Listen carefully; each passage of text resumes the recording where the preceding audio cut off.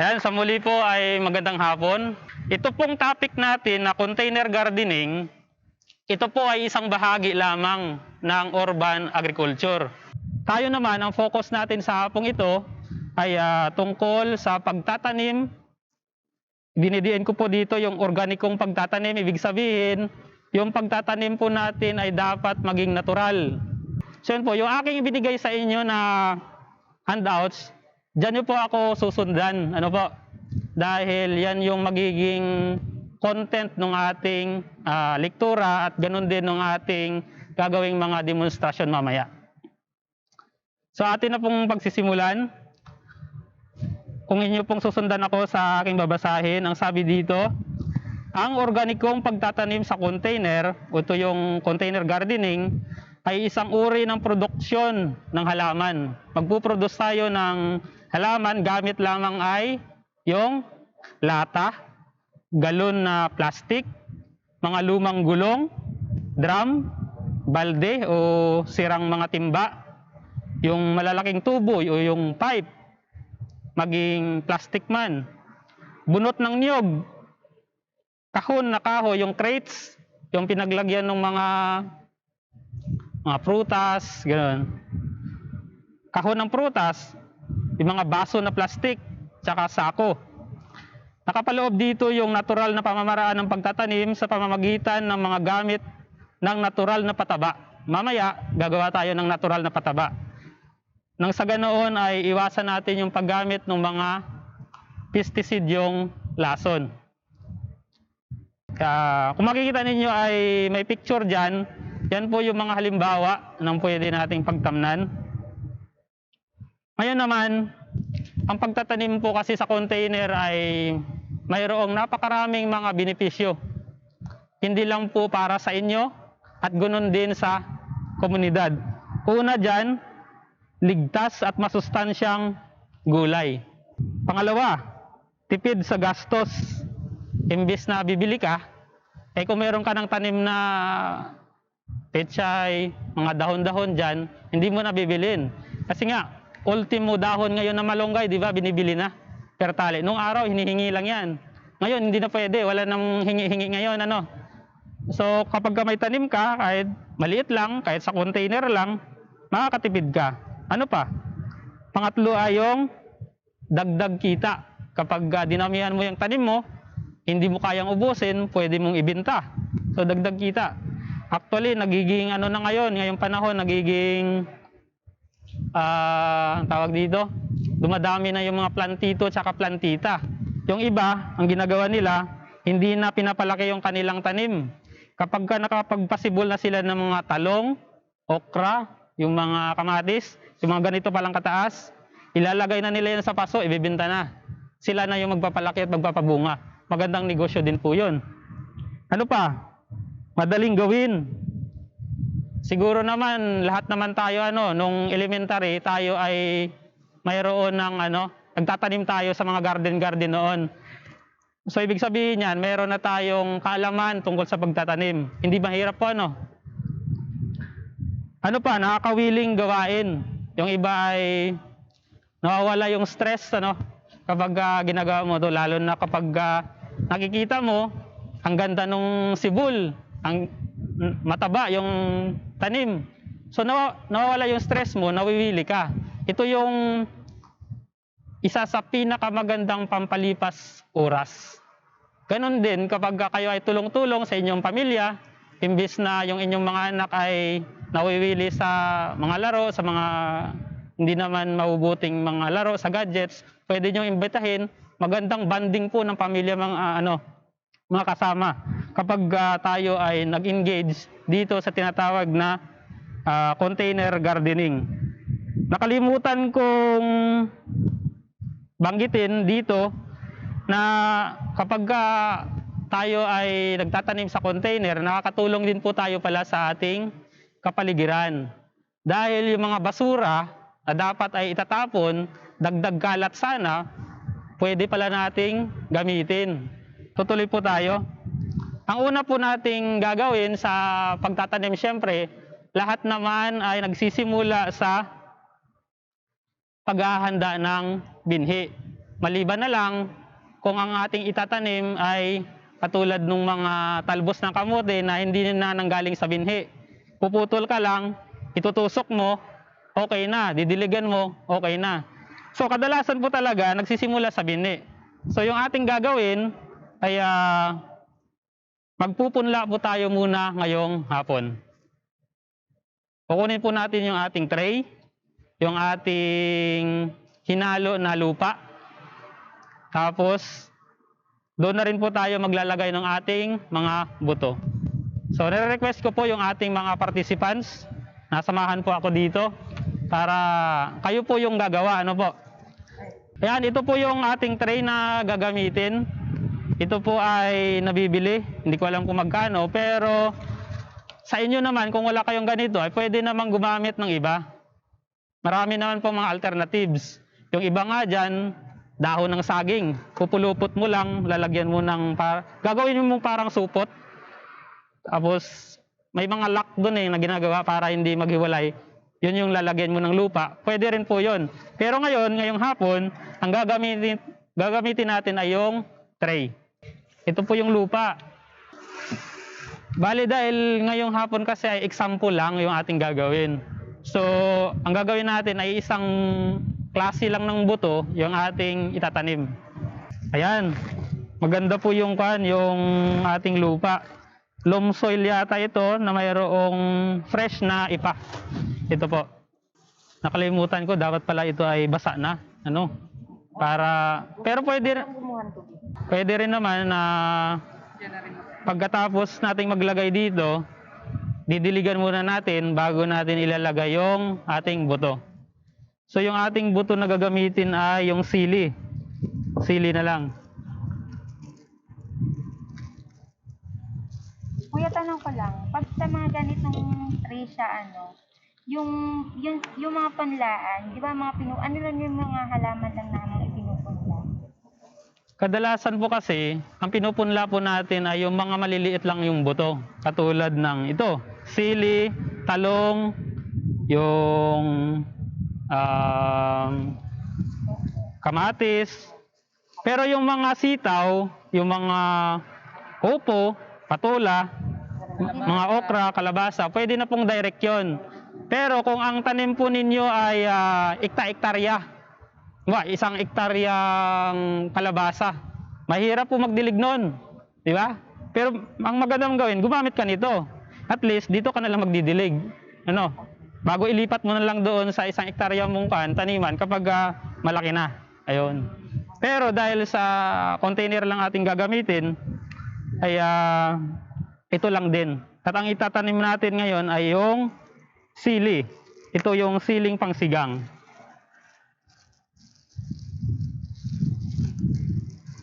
Ito po.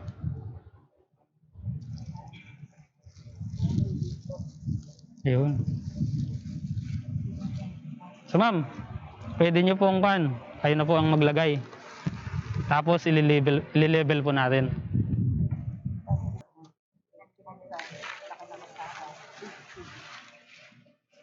Dito na lang kaya natin ang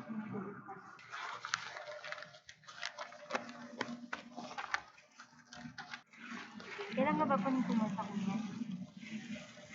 Ayun, okay na yata yan.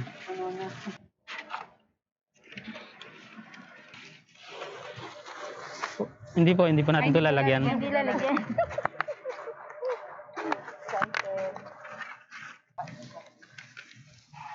Paano check? Hindi ko naman. Sir, ano po yung composition nito?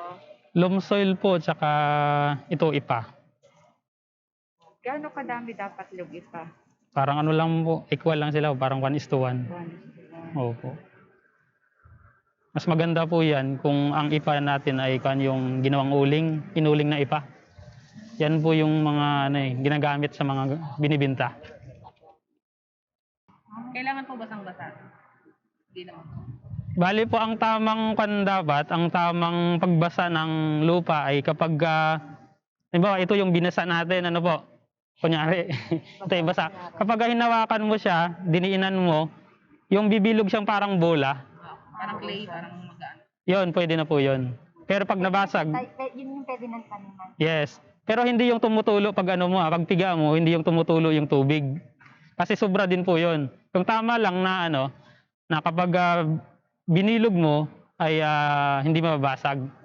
Pero hindi rin yung tumutulo kasi sobrang tubig din 'yon. Sige po. Dito pa. Kaya pwede na. Okay. Kaya gumawa na lang po kayo ng ganitong klaseng butas. Hindi po masyadong malalim para pagputok nung buto ay lalabas agad. Yung iba kasi pag masyadong malalim hindi na makalabas yung buto.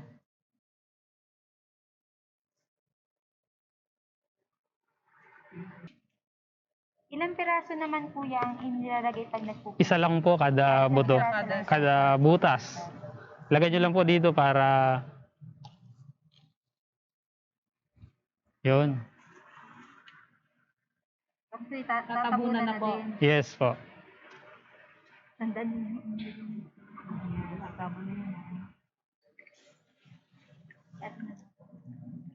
Ano daw itong lupa?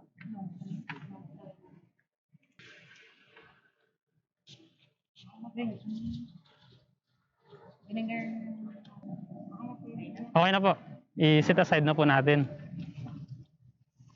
Ito po. Ayan, nakapagpunla na po tayo. Ano po? Yung ating ginamit na lupa ay yung garden soil, tapos sinaluan po natin ng ipa. Pero kung gusto natin na mas maganda yung ating pinagpunlaan, yung paglalagyan ng boto, mas maganda pong kombinasyon na gamitin natin yung garden soil, tapos yung ipa na gagamitin natin yung inuling na ipa. Ang tawag po doon ay yung carbonated rice hull. Yun naman po ay nabibili sa mga agricultural supply. Tapos, yung iba, inahaluan pa nila ng giniling na bunot. Alam niyo po yun, yung bunot ng nyog, gigiling. Tapos, ano pa, yung vermicast, may mga ratio po yun, kahit 1:1:1:1. Yun po yung imimix, ihahalo.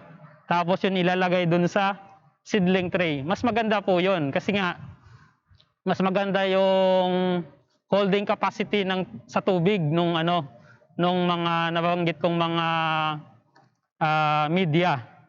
Yung ating punla, yan ay sisibol mga after 5 days. Baka may makita na kayo dyan na puti. Puti muna. Makikita nyo doon sa taas. Ngayon, aabutin pa po yan ng mga 3 weeks bago yung makikita nyo yung dahon. May lalabas po dyan na totoong dahon. Kasi yung unang mga dahon, hindi po yun totoong dahon. Ang tawag po doon ay yung cotyledon. Kaya hihintayin natin na lumabas yung totoong dahon. Kapag meron ng totoong dahon na 3 hanggang 4, yun ay pwede na nating ilipat. Siguro yung tanim, napansin natin mga ganito nakataas. Mga ganun nakataas. Yun po. Pwede na po nating ilipat doon sa container na dapat nating paglangyan. Ngayon, katulad ng binanggit ko kanina, ang pwede ninyong gamitin ay yung mga gulong, sako, at iba-iba pa. Ngayon naman, kapag syempre, tumubo na, nailipat nyo na doon sa tamang container, ay kailangan din natin na alagaan. Katulad ng pagtatanim doon sa labas, sa talagang taniman, kaya kailangan mo din alagaan yung tanim mo doon sa container.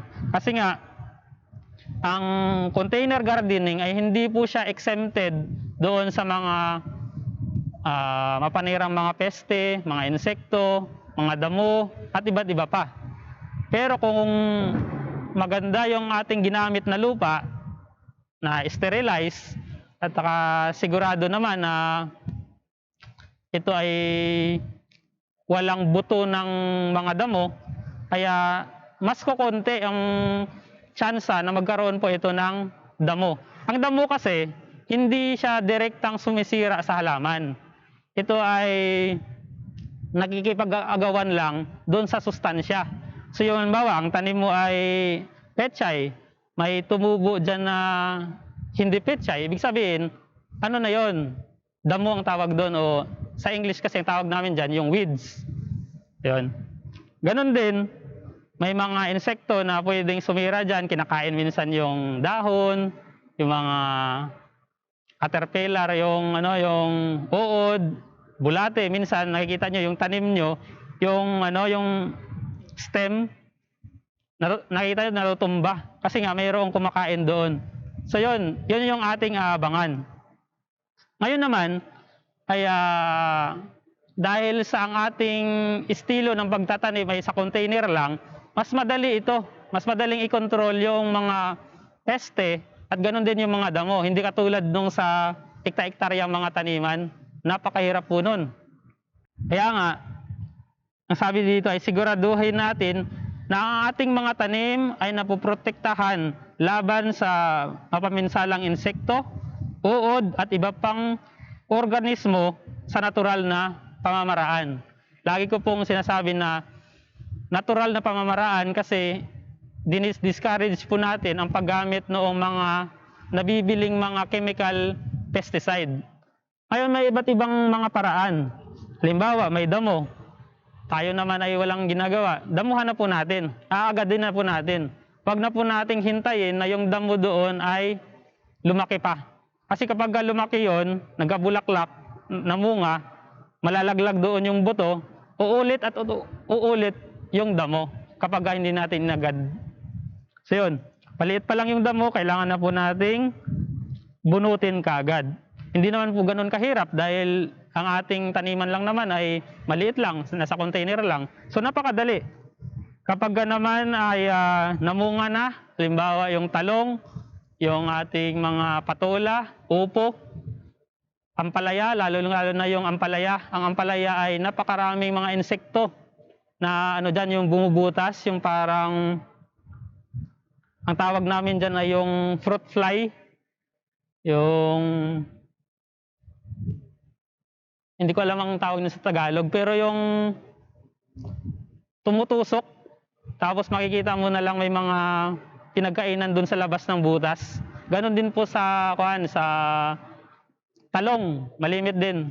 Minsan makikita mo yung bunga, di ba, ng talong, maganda sa labas, pero pag hiniwa mo, mayroong naninirahang uod dun sa loob. Yun kasi, yung bunga ng talong, kapag tinusok siya, mag-iiwan yun ng itlog minsan doon. Yung itlog na yun, lalaki na yun dun sa loob. Minsan naman, pag hindi natin napapansin, yung talong, mayroong sanga na malalanta. Nagtataka kung bakit ganun, may nalalanta. Kapag pinutol mo po yun, tapos biniyak, may makikita ka dun sa loob, may nananirahang uod. So yun po yung ating titignan doon. Ngayon, ay dahil hindi tayo gagamit ng mga chemical na pestisidyo, pwede po nating balutan yung ating mga bunga.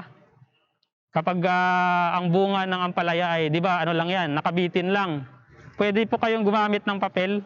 Yung papel na yon, parang ibabalot nyo lang doon, bukas itong sa ilalim. Ang insekto po ay yung lumilipad na mga insekto. Hindi naman po yan marunong ang lipad po yan pang ganun lang. Hindi yan marunong na titigil dito tapos papasok. Hindi na.